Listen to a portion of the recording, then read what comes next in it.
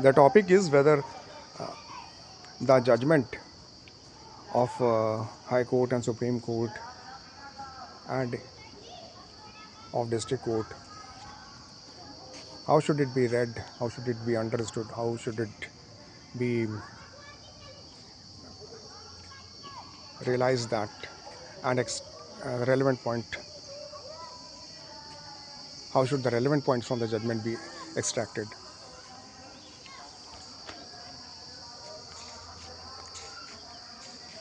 We are today at Shringverpuram Dham, a scenic beauty. This depicts the history when Sri Ramchandra ji, Lakshman ji and Sita Maiya were stopped by the Ganga ji, and they had to cross the Ganges river. Having heard that Sri Ramchandra ji with his family is staying at the bank of the Ganga river and intending to cross that, Nishad Raj Guh came running and inquired and offered his services also. When Sri Ramchandra ji agreed to that, Nishad Raj Guh humbly said that, भगवान श्री राम, आपकी पैरों की धूल लगने से एक पत्थर की चट्टान श्रीमती अहिल्या बाई में बदल गई। आप उन्हीं पैरों के चरणों की धूल अगर मेरे नाव पे लग जाती है और नाव का भी रूप परिवर्तित हो जाता है तो मेरे जीविका का तो यही एक साधन है। हम अपने परिवार का फिर पालन पोषण कैसे कर पाएंगे? इसलिए कृपया आप चल कर के पहले मुझे अपने चरणों को धो लेने दीजिए। उनकी ये भक्ति देख करके सीता जी मनी मन प्रसन्न हो रही थी और भगवान श्री रामचंद्र जी भी मुस्कुराते हुए सहमत हो गए और निषाद राजगुह ने पहले श्री रामचंद्र जी के चरणों को धोया और उसके बाद विनम्रता से उनको अपनी नाव पे परिवार सहित चढ़ाया और गंगा नदी की पार कराई। इस ख़ास मौके को दिखलाने के लिए यहाँ पे ये नाव भी बनाई गई है जिस पे श्री रामचंद्र जी अपने परिवार के साथ मौजूद हैं। केवट निषाद राजगुह भी मौजूद हैं और साथ साथ भगवान राम और केवट के हृदय मिलन का सजीव चित्रण इस विशालकाय मूर्ति में किया गया है। इस घटना को बताने का एक छोटा सा उद्देश्य है कि किसी भी कहानी का मर्म, तत्व और सही अर्थों में उसका आनंद तभी उठाया जा सकता है जब उसको शुरू से अंत तक पूरा सुना जाए, ब्रेकअप सेंटेंसेस में नहीं। और ये बात साबित होती है जजमेंट को पढ़ने के लिए भी। आपके आंखों के सामने जो भी जजमेंट आए उसको पूरा पढ़िए शुरू से लेकर अंत तक, क्योंकि जजमेंट के शुरू के हिस्से में लिखा रहता है कि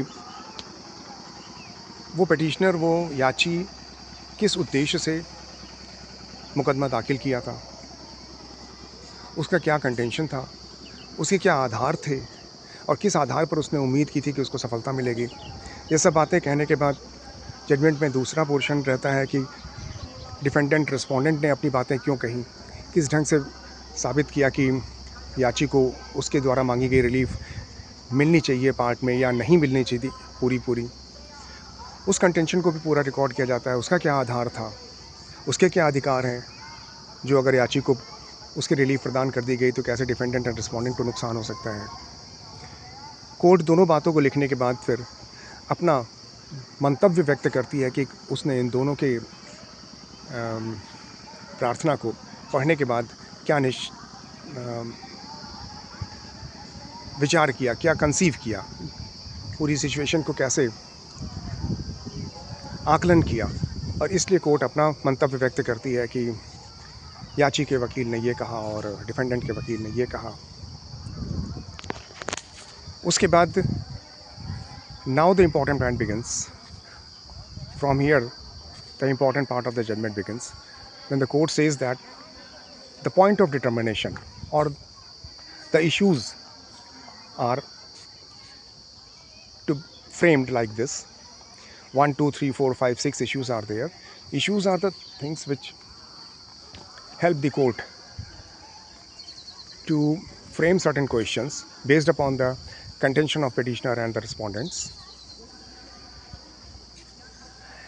and that helps the court to understand the whole subject matter and carve out certain questions which are to be decided, considering the evidences, documents, and the pleadings presented to the court by both the parties.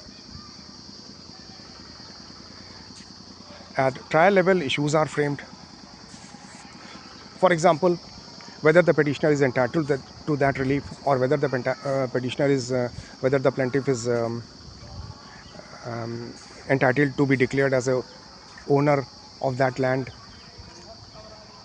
These kind of issues and many other issues, including the issues on the legal point on court fee, are made by the district courts at trial court level.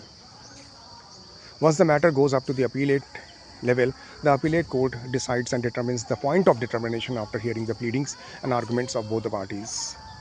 Point of determination also helps in a much better way for the appellate court that certain issues which have been decided by the trial court, out of all those issues, not all, but certain points are to be determined at appellate stage.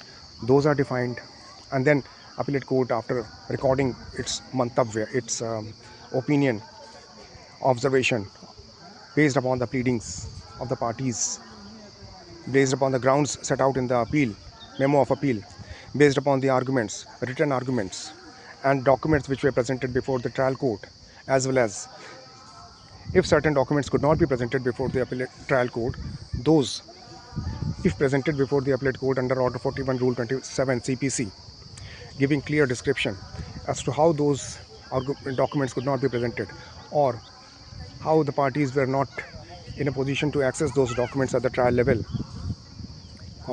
appellate court can decide the point of determination. Point of determination helps the reader, like you and me, to understand the frame of mind of the court, appellate court. That now after reading the pleadings, these are the points which are to be decided, to be determined. From here, the judgment takes a different shape. That is, now the legal question is also involved. While deciding the point of determination or the question or the issues, the trial courts and the appellate courts take help of not only pleadings and facts, but also the settled judgments, orders decided by the higher courts that help in deciding. Now, point is, up to this stage, judgment is relevant, has to be read as a whole. Now, from here also, the judgment is important, because the court is now going to analyze the points in the light of the settled law. Now, so this part is also relevant.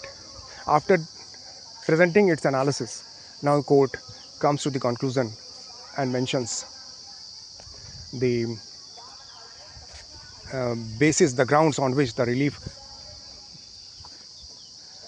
is to be granted in favor of the appellant or the plaintiff, or he is not entitled to that, or his suit is liable to be dismissed, or the plaintiff or the appellant is entitled to a part relief or not. Then that part is incorporated in the concluding part of that. So concluding part is also important.